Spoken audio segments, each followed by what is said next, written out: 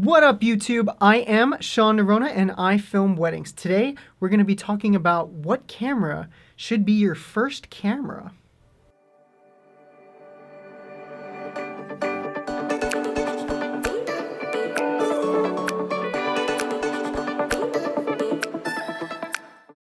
For those of you who know me, this is where I work.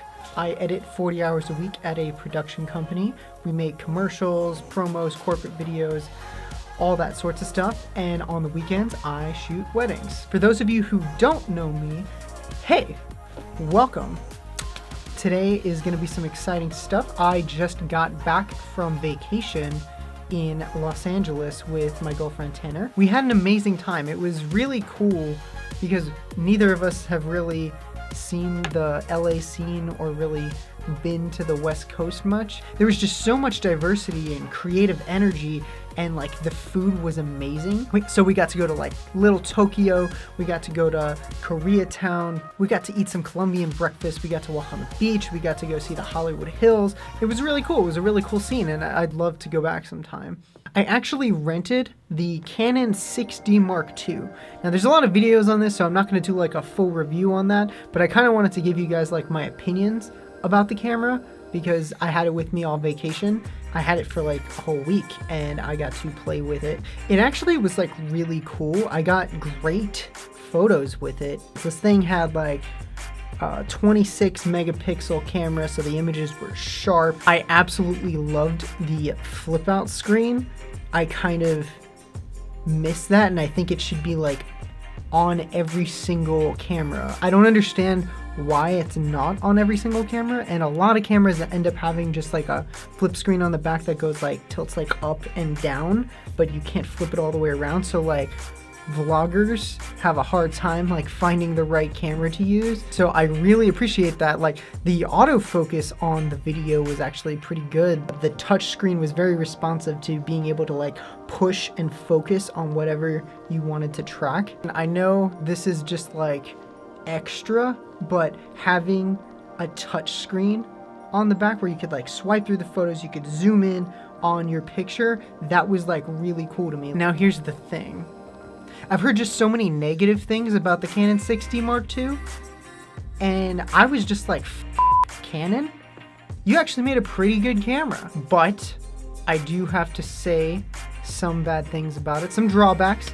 Now, I also rented the Nikon D810. I've kind of been in love with the idea of it ever since it first came out in 2014. I was also using it as kind of a comparison for Canon's newest camera and a camera that Nikon came out with like 5 years ago. The 6D Mark II would have been a good camera if it came out in like 2014. But here's the thing, Canon came out with this camera this year. So I don't really even know what to say about that. I mean, like the Nikon is 5 years old, almost 6 years old, because we're about to enter 2018 here in a minute, right? The Nikon has 36 megapixels, completely beats that Canon. It's got a headphone jack, which the Canon does not. Isn't that stupid? It's got dual card slots so that you can put, you know, an SD card, you can put a compact flash. The Canon only has a single SD card slot. The Nikon has 51 autofocus points, whereas the Canon only has 45. And the Nikon does not have an anti-aliasing filter, which actually allows for the pictures to be sharper. Not to mention that 36 megapixels is gonna make those photos sharp as hell anyway. So yeah, basically, I loved the Canon 6D Mark II, but I really don't want to pay like $2,000 just to have that when there's like other cameras out there that you could get for less or like a better camera for around the same price. Because the 6D Mark II is like $2,000 and you could actually get like that used Nikon D810, which was originally like $3,000. You can get it now for like 1,700 bucks on eBay. And honestly, I would rather do that and like spend the extra money on like, you know, some accessories like extra batteries or like a lens or something. So yeah, So now let's jump into things. I basically started this channel for people like you, filmmakers in the start of their career, like basically like me 3 years ago before I got where I am now. And like if I could just impart a little bit of my experience and knowledge on someone else and like make their life just a little bit better for it, I think that that's my goal here. Buying your first camera is just such an important moment because it's gonna be the camera that you learn how to do everything with, and you want to make sure it's good, but you also don't want to like break your bank. I'm here to tell you guys 3 different cameras in slightly different price ranges, but all still under like $2,000. So make sure you save some money between $1,500 and like $2,000. Here's 3 cameras that I recommend to start with. Number 1, the Panasonic G7. I looked it up on B&H Photo, and you can actually get this camera for $579, brand new, not used, brand new. It comes with a 14 to 42 millimeter kit lens, so not just the body, you get a camera and a lens. It takes 16 megapixel still photos, which is pretty good. Shoots 4K video up to 30 frames per second. So if you're wanting to jump on that 4K, this is like $500 something for 4K.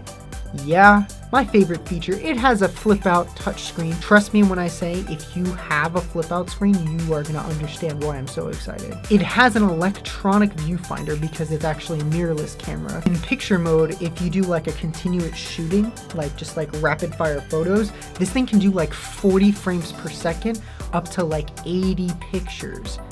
That's nuts. Like if you want to shoot like sports or something, like holy shit, that's really good. But video wise, it only shoots 29 minutes and 59 seconds per clip.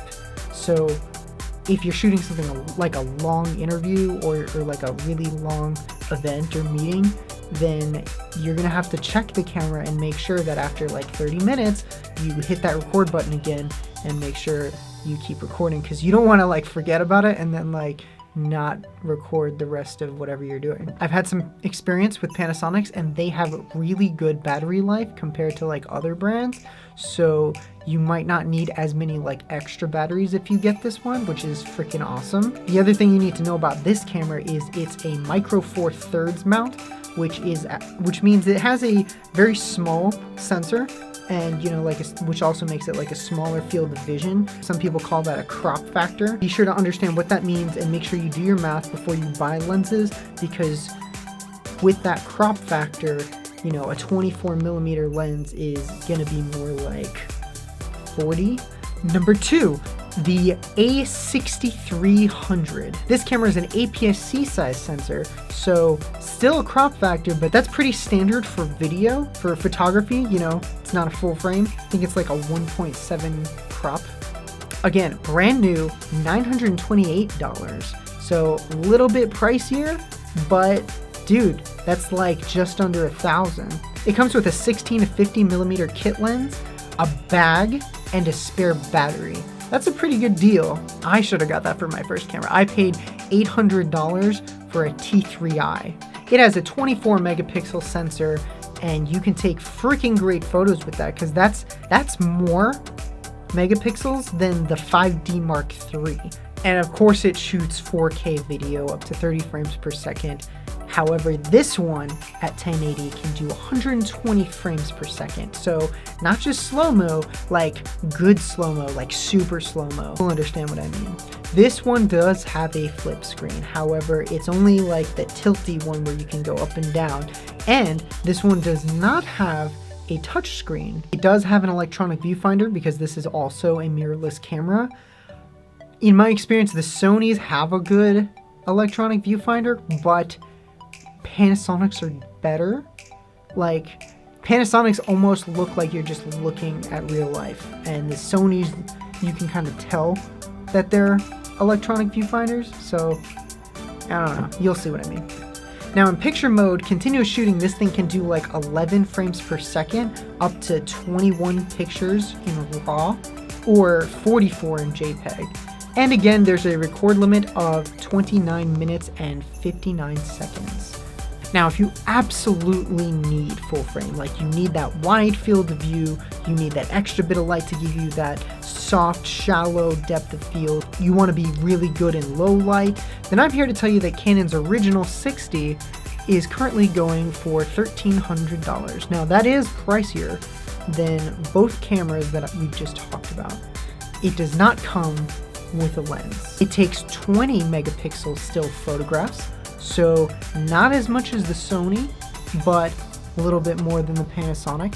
This, unlike the others, only shoots at 1080p, up to 30 frames per second. If you want that 60 frame slow motion, you have to go all the way down to 720p. No super slow-mo with Canon at that price point. The record limit is the same. It's 29 minutes and 59 seconds. It has an optical viewfinder. So when you look through the viewfinder, you're looking at the mirror and it's showing exactly what the lens sees. In picture mode, at continuous shooting, it shoots up to 4 frames per second. Whoa, 4 frames per second, that's so much. On the plus side, the Canons do have a decent battery life. It's way more than the Sony. Not as much as the Panasonic or a Nikon, but I would not be unhappy with Canon battery life. Honestly, I think you would be happy with any of these cameras. They produce great quality and have really good features for prices that won't completely break the bank. Thank you guys again for joining me. I will put a link in the description below to the cameras that I just talked about. And if you like this video, give it a thumbs up, smash that subscribe button if you so desire. And as always, it's not about the camera, it's about you. So stay tuned for more videos and I'll see you guys in the next one.